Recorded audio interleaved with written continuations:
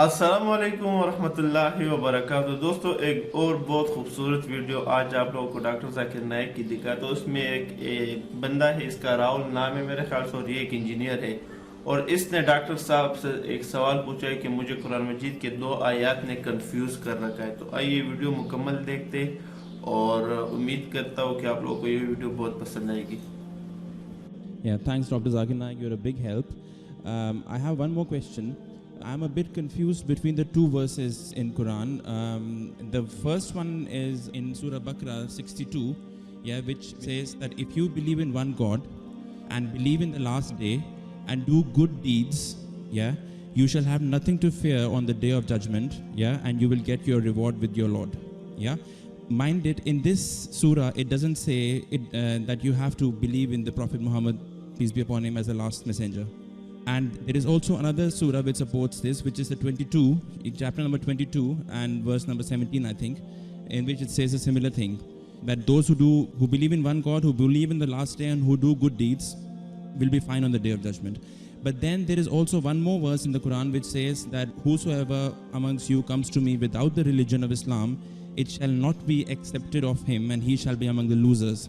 So in that last verse, does Islam mean believing in one God and believing in Prophet Muhammad and believing in all the other rituals? Or because Islam means submission, so whoever has submitted, yeah, is submitted. So, what's the meaning of Islam in the last verse? The brother asked a very good question. He's quoted a verse of the Quran of Surah Baqarah, chapter 2, verse number 62, that all those who believe in Allah and believe in the last day, irrespective whether they are Jews or Christians or Sabians, they shall have no fear, and inshallah they will have their reward. Similar thing is repeated in Surah Ma'idah chapter number 5. So brother is asking that here the verse doesn't mention believing in Prophet. If you read the context of this revelation, brother, what happened? People came to the Prophet and said that we have been Jews, we have been Christians, we have been Sabians. Can God forgive us? In that context the reply was given, as long as you believe in Allah and the last day, irrespectively previously, whether you're a Christian or a Jew or a Sabian, you will get the reward. It does not mean today a person who says he's a Christian and who believes Jesus is God, he will go to Jannah. No, it does not mean that. Not Jesus is God, believes in one God. Believes in one God. But if they believe Jesus is God, then they won't go to Jannah. That's fine. But my point is, yes, believes in one true God. Correct. So he has to believe in one true God. And if he believes in true God, he also follows the commandment of God. Simple. Yeah, but maybe he's confused with that. Yeah. So that means he's believed in a confused God. No, he believes in his creator, yeah, but he's not yet reached that level. So then if you ask me the question, a person who truly believes in God and little bit confused from his heart and yet doesn't believe in Prophet Muhammad, will he go to heaven or hell? That's your question. My question is, he's clear that there is one God. Clear there's one God. He is confused in the prophethood. He does not do idol worship. He does not do that. He believes in one God and does good deeds and believes in the last day. Can he go to Jannah is your question? Yes. Fine. This answer, and I'll come to your last question also about that Islam is the only way of life. The other verses talk about Prophet Muhammad, peace be upon him. Yeah. So if you truly believe, you have to believe in Prophet Muhammad. Yes. But if you ask me, no, suppose I believe in God and if I died today. Yes. If you did good deeds, you believed in God. But I have 2 verses of the Quran supporting me, that you believe in one God, you do good deeds, and you believe in the last day, you shall have nothing to fear on that day. That's what I tell you. Yeah. 2 verses, but the context of the verse is what? Yeah. The context of the verse is when people came to Prophet Muhammad sallallahu alaihi wasallam and they wanted to accept Islam, that previously we were Jews, we were Christians, then the verse is said. So context is important. And coming back to your first question, that Quran says in Surah Al-Imran chapter 3 verse number 19, Inna dina indallah al-Islam, the only religion acceptable in the sight of Allah is submitting our will to God. Submitting, yeah. Submitting your will to God. And Quran also says in Surah Al-Imran chapter 3 verse 85, if anyone desires any other religion besides Islam, it will never be accepted of him, and he shall be amongst the losers. Yes. So now submitting your will to God means, first you have to find out which is the true God. Yes. And when you find out, you have to come to Allah. Yes. You can't say I believe in true God but it's Jesus. I believe in true God. I believe in Allah. So if you believe in Allah, God, yes, you have to follow what is the commandment of Allah. Now Well, when you believe in Allah, and if you don't come to commandment of Allah, that means it's not a true Allah. I believe Allah is not created by anyone. He is not born of anyone. He doesn't have kids. Correct. Kul hu Allahu ahad, Allahu samad, lam yalud wa lam yulad wa lam yakul MashaAllah. I believe in that. Mashallah. Yeah, but that's where my state is. That's right. Yeah, So and- now that's not complete Islam. That's part of Islam. Yeah, Part of Islam. yeah, right. Even believing in Prophet alone will not take you to Jannah. You may believe in one God, believe in Prophet, but do bad deeds, you will not go to heaven.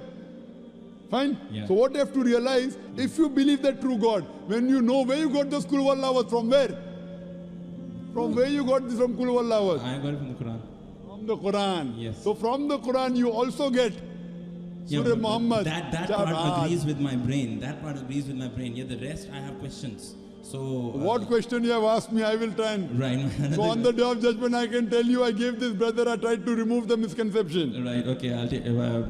Well, that's a little bit of a private question. I'll ask you through email. Okay, fine, One no more problem. question. The last So question. when you ask from email, Yeah. when you get convinced, that time I'll ask you to believe in Prophet Muhammad also. Sure. Okay. Fine? Yeah. My last question is: we see the style of the kalima. Yeah, that La ilaha illallah Muhammadur Rasulullah means there is no God but Allah, and Muhammad is the messenger of God. Yeah.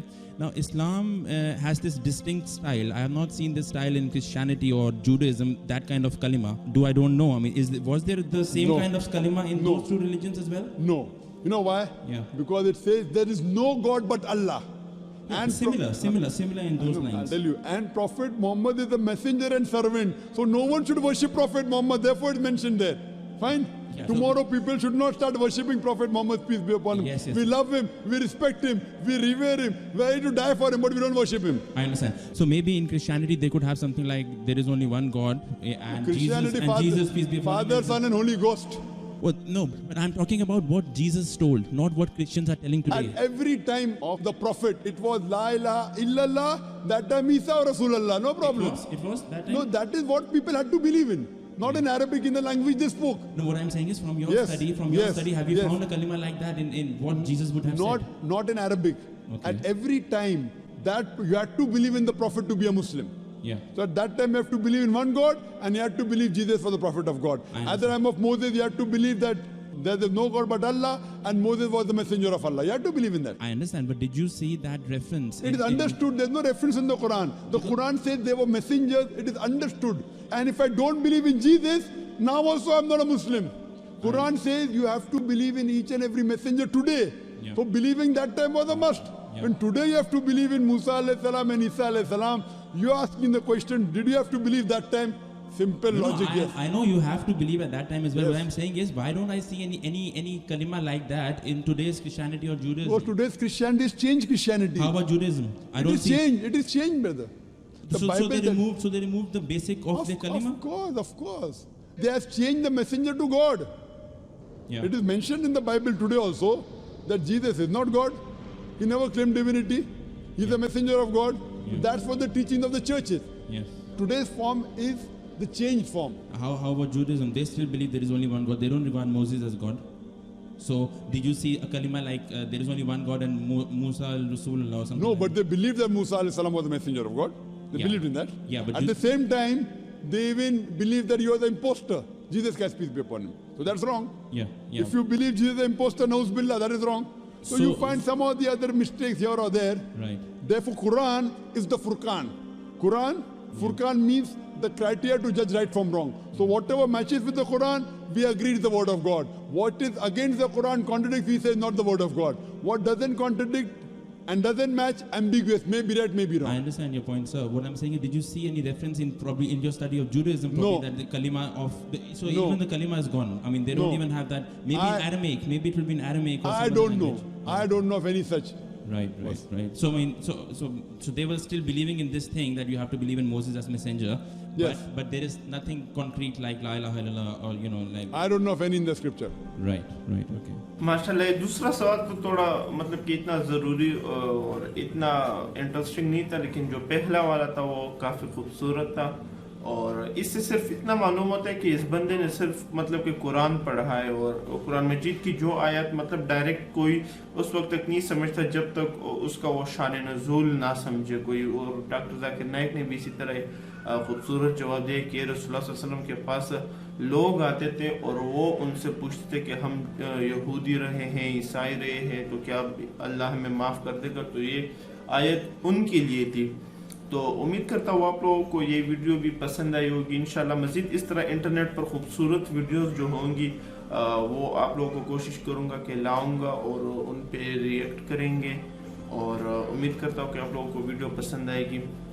Comment ضرور کریں اس کے بارے میں. اگر آپ ابھی تک میری ویڈیو دیکھ رہے ہیں تو آپ کا بہت بہت شکریہ. والسلام.